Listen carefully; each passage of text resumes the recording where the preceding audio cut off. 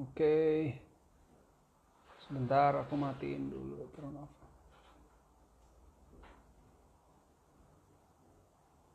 Wah, miring lagi. Gimana nih?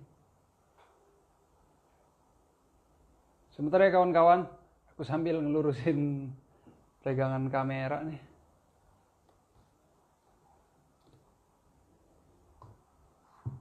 Bentar, dikit aja. Sebentar. Kayaknya harus ada strategi tambahan.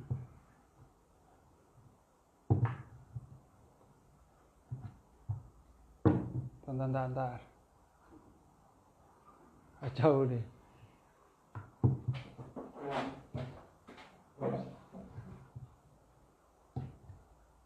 Nah. Bentar.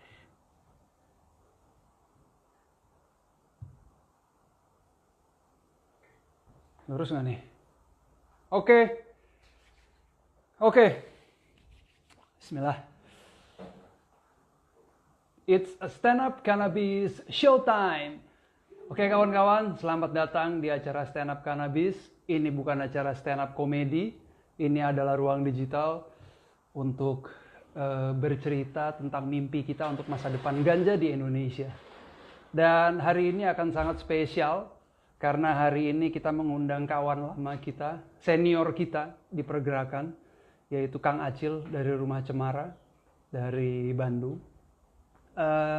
Kenapa namanya Rumah Cemara bukan Rumah Ganja? Nanti aku juga mau nanya, karena kalau Rumah Ganja mestinya lebih menarik itu. Mungkin karena di Bandung nggak ada ganja, adanya cemara gitu ya. Jadi kasih nama Rumah Cemara gitu. Kalau dia bikin di Jakarta mungkin namanya rumah apa itu ya? Rumah susun kali. Karena di sini banyaknya rumah susun. Oke, anyway, kita lihat apakah Acil Cemara udah siap ternyata menunggu. Oke, sebentar lagi kita akan bergabung dengan kawan kita.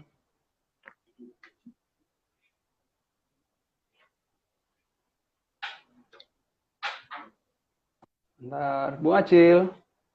Ops, ada kesalahan teknis tampaknya.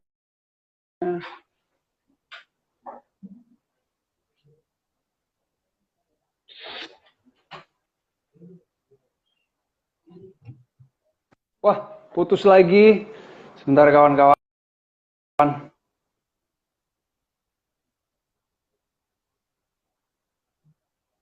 Tampaknya sinyal di Bandung terhalang pohon cemara yang tinggi-tinggi.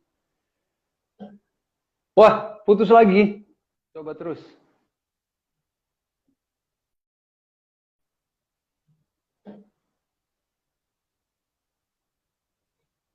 Oh, belum ada Kang Acil. Ya udah, sambil kita menunggu Kang Acil dari Rumah Cemara, ini hari yang sangat spesial. Ini momen yang sangat spesial. Karena kemarin kita tahu, kita sama-sama mendengar bahwa PBB baru saja menghapuskan ganja dari golongan 4 narkotika, golongan yang paling berbahaya di dunia ini. Jadi di dunia kita hidup ini, ada sebuah golongan tanaman yang dianggap dunia itu tanaman yang sangat berbahaya. Padahal dia sebenarnya natural painkiller. Dan tanaman-tanaman yang sangat berbahaya itu dimasukkan ke dalam golongan 4 narkotika oleh konvensi tunggal PBB. Dan tanaman itu kemudian membuat siapapun yang ingin memanfaatkannya itu dikriminalisasi. Nah, hari ini bersama Kang Acil dari Rumah Cemara, sebenarnya kita akan mendiskusikan sebenarnya kenapa hal itu bisa terjadi, walaupun kita sudah sering mendiskusikannya. Tetapi yang lebih menarik ke depannya adalah soal bagaimana Indonesia menanggapi perubahan kebijakan yang terjadi. Dan buat saya pribadi dan buat kami di LGN, kami melihatnya bahwa ini kelihatannya detik-detik akhir kehancuran paradigma mengenai narkotika golongan 1, apapun itu jenisnya termasuk ganja, supaya tidak dikategorikan lagi sebagai tanaman yang sangat berbahaya dan tidak memiliki potensi kesehatan. Oke, ini udah 1.000 orang lebih. Mudah-mudahan Kang Acil udah... Mana Kang Acil ya?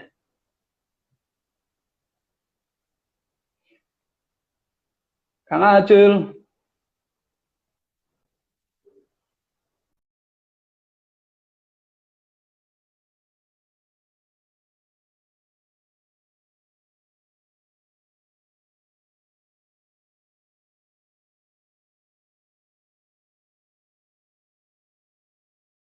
Tega mau gue, Cil. Lu stand up kanabis, lu malah nyuruh gue stand up komedi. Masuklah, Cil. Bentar. Nah nih. Nih gue invite nih, Cil. Oh, kawan-kawan yang ingin menulis pertanyaan spesial untuk Kang Acil, gitu bisa langsung tulis di dalam komen. Sementara komennya di off, tapi di sebelah saya ini udah ada Mas Fah yang akan mencatat pertanyaan-pertanyaan kalian dan nanti akan kita diskusikan.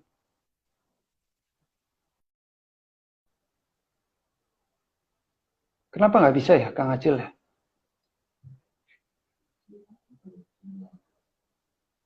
Mungkin pakai Instagram lo pribadi boleh, Cil? Instagram pribadi lo apa?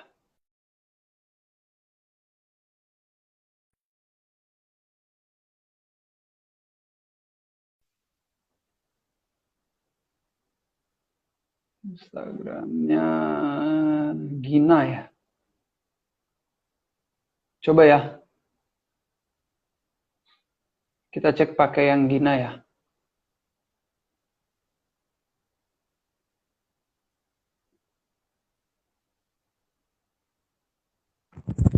Yap, halo. Itu dia. Woi. Bawahnya. Halo. Apa yang terjadi di Bandung nampak? Apa yang terjadi di Bandung nampaknya sinyal susah sekali. Iya, kayaknya bukan sinyalnya sebenarnya. Akun Rumah Cemaranya lagi bermasalah hari ini. Lagi ngambek dia. Itu Cil. Feeling gue dia minta diganti namanya jadi Rumah Ganja, Cil. Sorry. Bentar gue gedein suara lo. Oke, yuk. Kenapa, Dir? Itu feeling gue, akun Rumah Cemara ngambek gara-gara dia pengen diganti jadi Rumah Ganja.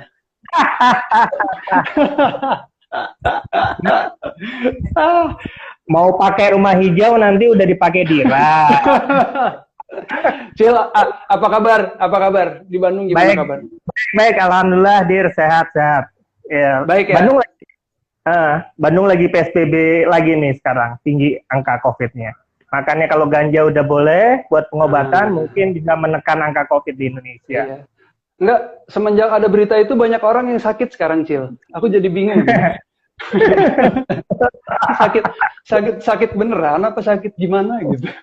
Iya kan salah satu kegunaan fungsi dari ganja adalah menekan depresi. Di mana dalam situasi COVID kayak gini angka depresi tinggi. Jadi ya itulah salah satu yang dibutuhkan masyarakat Indonesia. Jadi PBB benar lah ya melakukan perubahan kebijakan ini, Cil ya. Iya, tepat sasaran lah dia. Cil, acara stand up kanabis ini kan sebenarnya emang kita spesifik emang kita buat untuk mengingatkan masyarakat gitu ya, untuk orang yang nonton terutama, bahwa kita sedang melakukan judicial review ke Mahkamah Konstitusi.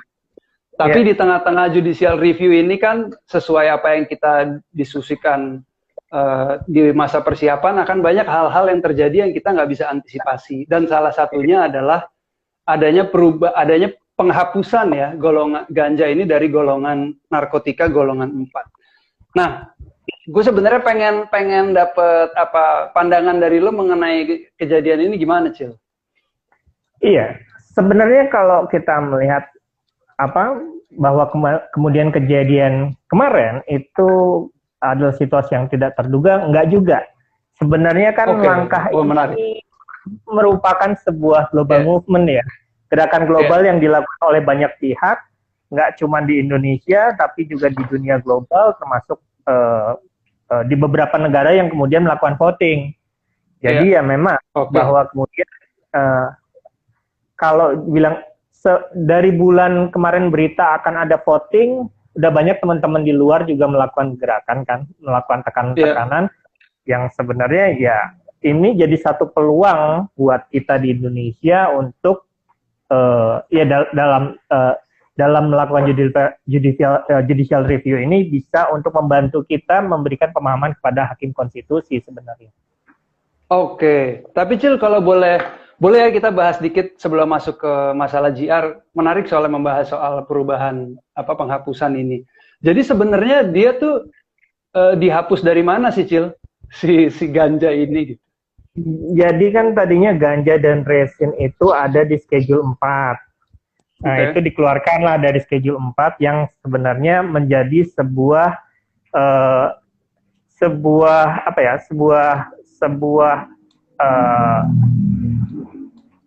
langkah bahwa membenarkan, melegitimasi bahwa ganja dan resin ini bisa dipergunakan untuk kepentingan medis. Sebenarnya lebih ke situ. Di konvensi internasional. Konvensi internasional, terutama apalagi buat negara-negara yang katanya, termasuk Indonesia katanya sangat mengikuti selalu yang jadi bahan. Waktu Dira ngobrol sama teman-teman BNN yang di Kompas, di TV, Rosi ya, di TV, ya. Dia kan bilang kan kita ngikutin konvensi tunggal narkotika. Nah, sekarang dengan dikeluarkan, seharusnya pemerintah kita kemudian yang mengikuti juga kalau konsisten. Kalau memang alasan itu yang dia sebutkan pada Dira. Informasinya gimana Cil dari dalam? Lu kan deket kayaknya sama orang-orang dalam kan? Gue rasa mereka panik juga, sekarang bingung cari alasan. Iya. Enggak, maksud gue apakah Indonesia ikut melakukan voting kemarin? Indonesia enggak. Indonesia bukan negara yang punya hak untuk voting. Tapi maksudnya gimana? Indonesia enggak ikut voting dia. Enggak punya suara untuk voting di CND. Jadi suara kita tidak diperhitungkan. Wow. Tidak diperhitungkan. Tapi Indonesia sendiri mempersiapkan jawaban kan sebenarnya. Mempersiapkan jawaban kenapa mereka menolak. Kalau di beberapa media mereka mengeluarkan statement waktu itu teman-teman dari BNN mengemukakan bahwa berdasarkan penelitian ganja di Indonesia itu tidak sama dengan ganja di luar. Angka THC-nya tinggi sehingga tidak bisa digunakan untuk obat. Itu alasannya. Nah, teman-teman koalisi waktu itu diwakili oleh teman-teman lembaga bantuan hukum masyarakat mengirimkan surat mempertanyakan penelitiannya di mana? Boleh dong di-share dong sama kita ke kita dong supaya kita juga punya bahan bacaan kan? Nggak dijawab. Pertanyakan ke BNN termasuk ke Kementerian Kesehatan tidak dijawab dan akhirnya teman-teman dari LBH masyarakat mewakili koalisi mengajukan informasi publik. Oke. Itu yang kemudian kita masih nunggu sih sebenarnya jawabannya. Lo masih nunggu beneran apa? Tapi kayaknya udah dijawab ya sama PBB ya. Jadi masih ditunggu ya. Pengen lihat dong pemerintah ngomongnya apa nih sekarang PBB udah bilang kan. Oke. Cil, ini ada pertanyaan yang menarik ya. Kan gua kan minta sama teman-teman yang mau nanya ke Kang Acil gitu kan, langsung tulis di komen. Sebenarnya ada yang nanya gini, bagus Cil. Kalau ini dari Bandung, namanya Widan_ID. Terus apa yang harus dilakukan Indonesia agar golongan ganja itu bisa berubah? Apakah harus mengganti Undang-Undang Nomor 35 atau kita harus mencabut konvensi itu? Itu gimana Cil nanggepinnya? Kalau hanya memindahkan golongan sih sebenarnya tidak perlu mengubah undang-undang. Mengubah golongan itu keputusan Kementerian Kesehatan kan. Berani atau tidak Kementerian Kesehatan merubah golongan dari golongan 1 saat ini dikeluarkan ke golongan 2 misalnya. Tapi kita nggak cuma pengen ngeluarin ganja dari golongan 1. Kalau tujuan besarnya sendiri kan kita pengen ada manfaat yang bisa diberikan, bukan manfaat yang bisa diberikan, ada yang bisa dimanfaatkan untuk narkotika. Karena kampanye perang terhadap narkotika ini membuat narkotika ini kayaknya nggak ada baik-baiknya deh, semua jelek. Mau itu ganja, mau itu heroin, mau itu kokain, mau semua jelek. Bahkan kratom yang belum masuk golongan narkotika aja dibilang jelek. Jangan-jangan nanti jamu-jamuan, jamu kuat juga dibilang jelek. Ini kampanye perang terhadap narkotika. Nah, kita pengen melihat ya, dan berdasarkan penelitian memang ada beberapa manfaat yang bisa diambil dari narkotika. Tolong dong kampanyenya nggak terlalu menjelekkan. Nanti kalau semua dianggap jelek, kalau operasi kita mau minta dibius kayak gimana? Iya. Sedangkan kita butuh narkotika itu ya kan? Nah, itu dia. Dan kemudian juga dalam kondisi-kondisi tertentu kalau kita bicara apakah ada manfaatnya narkotika, di beberapa penelitian juga membuktikan bahwa orang-orang pengguna LSD itu mempunyai imajinasi atau daya kreatif yang jauh lebih tinggi. Contoh beberapa orang sukses yang tercatat pernah menggunakan LSD. Bill Gates. Steve Jobs. Iya kan?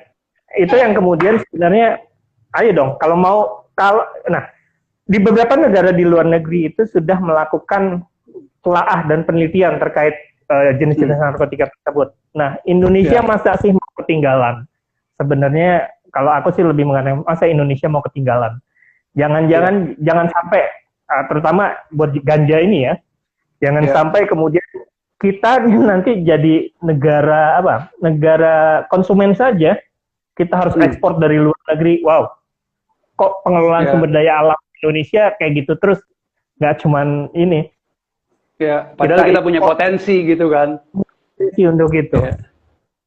Cil, lo kan Kang Acil, nggak tahu udah dari tahun berapa Cil memperjuangkan narkotika ini isu?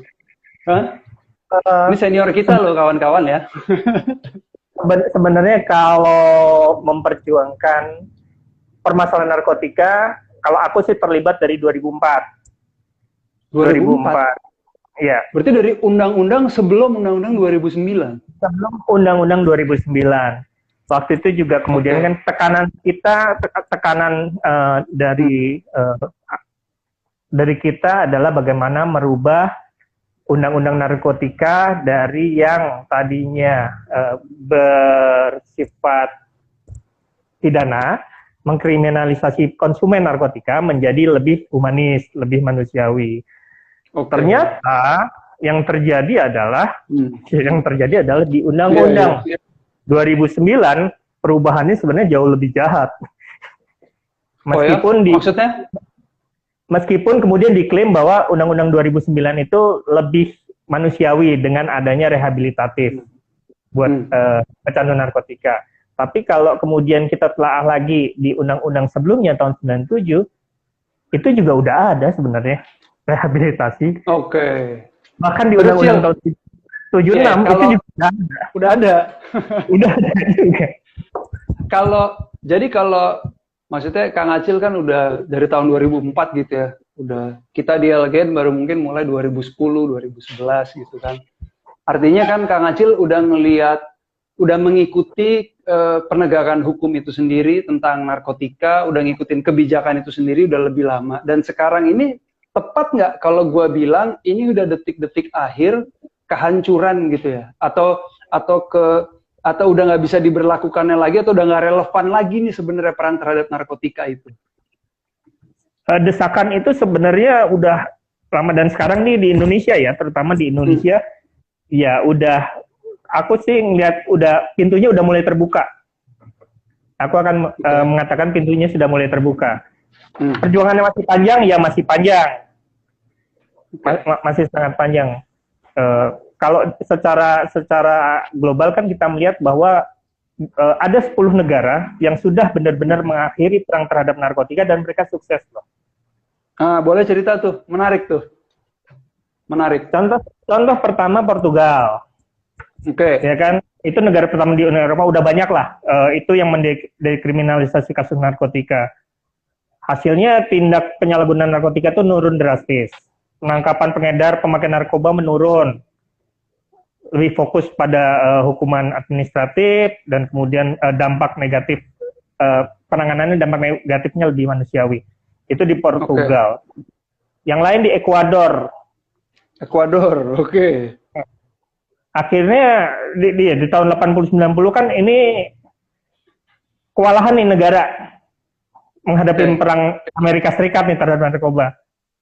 Pokoknya kebijakan Amerika Serikat ini menjadi malapetaka lah buat mereka. Nah, akhirnya di beberapa tahun lalu mereka memutuskan untuk udah dekriminalisasi aja lah kasus narkoba supaya dalam upaya memerangi kegiatan kartel.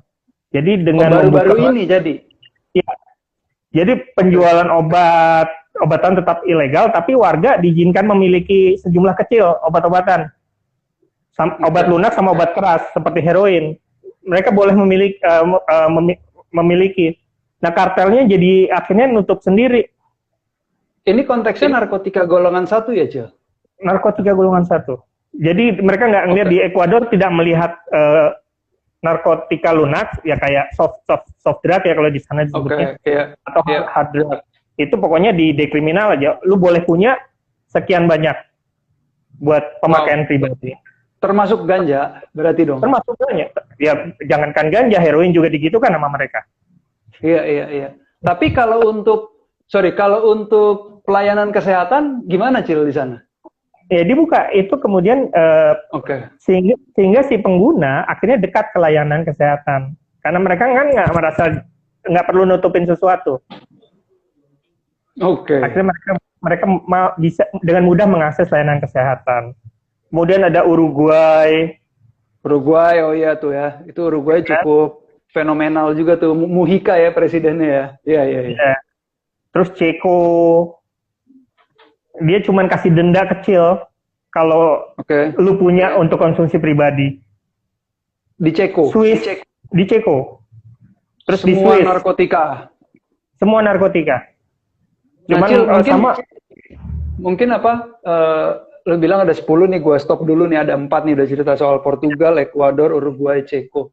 Kok bisa ya negara-negara, maksud gue yakin mereka negara-negara juga meratifikasi konvensi tunggal seperti negara Indonesia, iya kan? Kok bisa sih? Karena mereka menghitung ya, secara ekonomi biaya perang terhadap narkotika jauh lebih besar daripada kemudian mereka mengalokasikan untuk biaya layanan kesehatan buat pengguna. Ekonomis jadi alasannya ya. Iya, karena kan sebenarnya kalau kita bicara narkotika kita akan bicara komoditas ekonomi. Itu sebenarnya salah satu yang kita jadi landasan berpikir proposal yang kita ajukan kepada pemerintah, tawaran kita itu adalah sebenarnya melakukan tata kelola narkotika. Jadi kemudian bagaimana negara mengelola narkotika sebagai komoditas. Menarik. Nah, secara ekonomi itu akan jauh lebih untung kan? Ada kalau dari negara-negara yang pernah, soalnya gue lihat di beberapa dari cerita-cerita yang kita pernah ngobrol kan, kalian suka kunjungan ke luar negeri kan? Ada nggak kalian ke negara-negara yang sudah melegalkan atau meregulasi tadi tuh narkotika untuk supaya tidak dikriminalisasi? Aku sempat ke Portugal, sempat ke Belanda. Ya itulah. Waktu itu sebenarnya beberapa pejabat tinggi negara, ada dari BNN, ada dari DPR, ada Kementerian Kesehatan, itu juga melakukan studi kunjungan ke Portugal untuk melihat di tahun 2011 untuk melihat dekriminalisasi yang terjadi di Portugal. Terus? Nah, kemudian mereka mengklaim hasil yang didapat dari kunjungan tersebut adalah munculnya peraturan pemerintah tentang IPWL, Institusi Penerima Wajib Lapor. Oh, dari situ tuh ceritanya ya, diklaimnya gitu ya. Mana kemudian orang yang bermasalah dengan narkotika yang terjerat hukum mendapatkan bantuan asesmen untuk kemudian dipilih ini masuk rehab atau nggak masuk rehab. Padahal sebenarnya kalau di sananya waktu kita ke sana itu nggak cuma pilihannya rehab atau nggak masuk rehab. Ada rehab, ada kerja sosial, lebih banyak pilihan. Oke. Lebih banyak pilihan, dan itu khusus untuk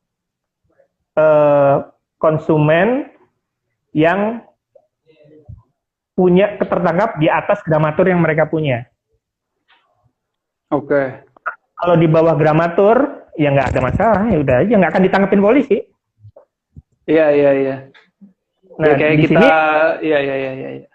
di Menarik sini, banget tuh. di Indonesia, begitu habis kunjungan tuh muncul terus gramatur nih, dari SEMA, Seja keluarin gramatur, kepolisian keluarin gramatur, tapi tetap aja di lapangan yang ditangkap ya konsumen-konsumen kecil. Iya, iya. Itu Tapi yang kemudian yang sekarang mulai berkembang itu kan sejak kasus Fidelis itu kan, buat kesehatan kan. Ini ada yang nanya nih, Kang Hacil ya. Jadi pertanyaannya menurutku menarik nih. Dari namanya _Vespadot. Dia bilang, kalau Indonesia mengikuti rekomendasi PBB, akankah kawan-kawan kita yang dipenjara karena ganja itu dipulangkan dari penjara? Nah, itu harus nanya ahli pidana sebenarnya. Harusnya minggu kemarin tanya sama Eras. Sama Bang Eras ya. Sebenarnya mungkin dia tidak, saya nggak tahu secara hukum pidana memungkinkan nggak orang yang di kita kayaknya nggak familiar, kemudian orang melakukan, mungkin akan dikeluarkan gerasi mungkin ya, gerasi besar-besaran. Ya terutama yang buat yang sakit itu loh, yang sakit kan sekarang udah mulai kan, kita lihat kan banyak bermunculan yang ditangkap. Yang terakhir kan yang diadvokasi sama kawan-kawan siapa, Rossi, inget nggak? Iya. Di Lombok. Iya, Rossi Reinhardt, sama yang ada di Bandung terakhir di ini tante siapa gitu, perempuan. Iya ibu itu ya, iya ibu-ibu ya. Iya bener banget. Itu menarik juga kalau kemudian mereka melakukan tuntutan kepada negara. Oh iya, bisa jadi tuh. Bisa jadi movement sendiri tuh. Iya kan? Melakukan tuntutan kepada negara bahwa negara telah mismanagement terhadap hukum pidana. Iya. Kerugian buat negara juga tinggi, kerugian buat orang yang dipenjara juga tinggi juga. Iya. Cil, anyway, gue mau balik sama pertanyaan ini sih. Sebenarnya di negara-negara yang tadi udah lebih apa bahasanya ya, lebih manusiawi lah. Iya. Sama pengguna narkotika, apakah buat pengobatan ataukah buat rekreasi gitu secara umum. Iya. Itu soal persepsi publik loh yang gue pengen tahu, karena di Indonesia ini kan salah satu kesulitan kita kan, publik menganggap kalau kita ngomongin narkotika urusannya penyalahgunaan gitu kan. Ya itu, karena kampanye yang dibangun juga kan di Indonesia, kampanye yang, coba deh kalau kita lewat di mana ada pelang gede, selalu hidup lebih sehat tanpa narkotika. Yeah. Narkotika merusak masa depan bangsa. Itu nggak ada yang bilang narkotika berguna untuk kanker, narkotika berguna untuk untuk melakukan pembiusan.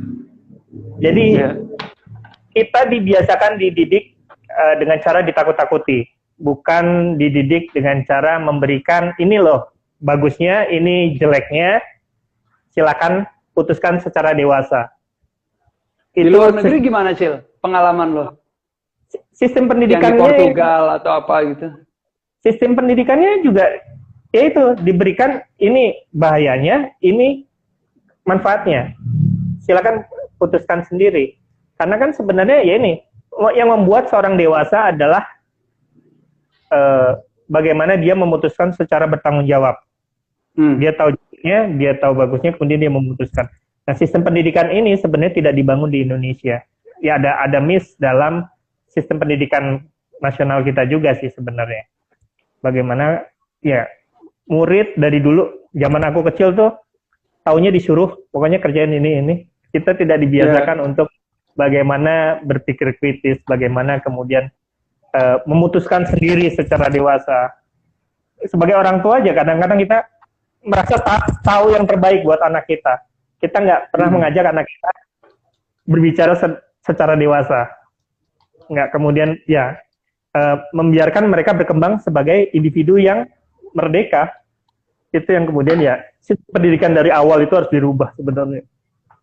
Jadi problem narkotika ini menyerang banyak lini sebenarnya ya. Bukan cuma permasalahan yang tadi Kang Acil bilang pengelolaan, ternyata pendidikan juga jadi sesuatu yang harus diperhatikan dalam hal ini. Iya, iya. Nice. Terus boleh update sedikit nggak, Kang Acil kan terakhir sekarang MK udah sampai mana sih JR-nya?